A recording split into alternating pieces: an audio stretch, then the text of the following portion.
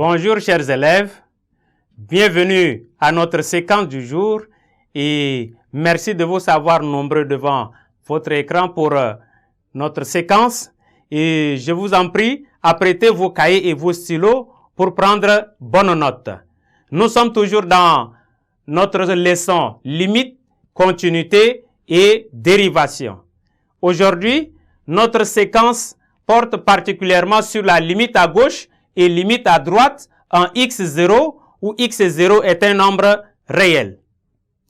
À la fin de notre séquence, chacune et chacun de vous doit être capable de déterminer la limite à gauche, la limite à droite en x0 où x0 est un nombre réel d'une fonction. Vocabulaire et notation. Vous notez? La fonction f étant définie sur f, r privé de x0. f définie sur r privé de x0. On peut calculer f de x0, mais on peut calculer f de x pour les valeurs de x plus proches de x0 à gauche ou à droite. Premier tiré. Pour des valeurs de x plus proches de x0 à gauche, ou bien quand x tend vers x0 par la valeur inférieure ou par la valeur négative, on note limite de f de x quand x tend vers x0 par la valeur négative, ou bien on note aussi limite de f de x quand x tend vers x0 par la valeur inférieure ou ça se lit à gauche. Deuxième tiré. Deuxième tiré. Vous y êtes.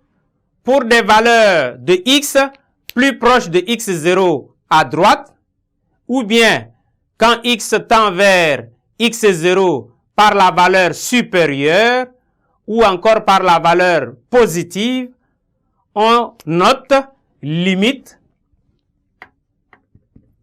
de f de x quand x tend vers x0 par la valeur positive, ou bien on note limite de f de x quand x tend vers x0 par la valeur supérieure. Exercice.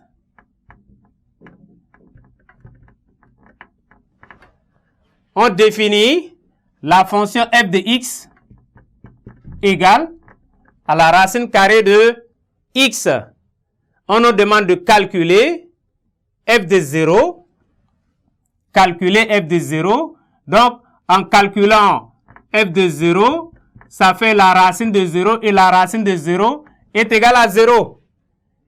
Et on nous demande de calculer aussi la limite de f de x quand x tend vers 0 positif, 0 par la valeur positive, et c'est la limite de la racine carrée de x quand x tend vers 0 positif, la racine carrée de 0, c'est encore 0. Et on nous demande de conclure. Alors, on conclut avec f de x, f de 0 qui vaut 0, et la limite de f en 0 positif est égale à 0. Et donc, il y a une limite. On peut conclure donc, limite de f de x, quand x tend vers 0, est égale à f de 0. Ça, nous venons de voir dans la séquence précédente. Et on nous dit, limite de f de x, de calculer la limite de f de x quand x tend vers 0 par la valeur négative, 0 à gauche. Peux-tu calculer? Et pourquoi? on peut calculer car notre domaine D de F ici, c'est l'intervalle fermé de 0 à plus infini. Et comme 0 porte en même temps le signe négatif et positif, raison pour laquelle on peut calculer en 0 négatif. Merci chers élèves d'avoir été attentifs. Nous sommes arrivés à notre temps et nous espérons nous revoir à la séquence prochaine.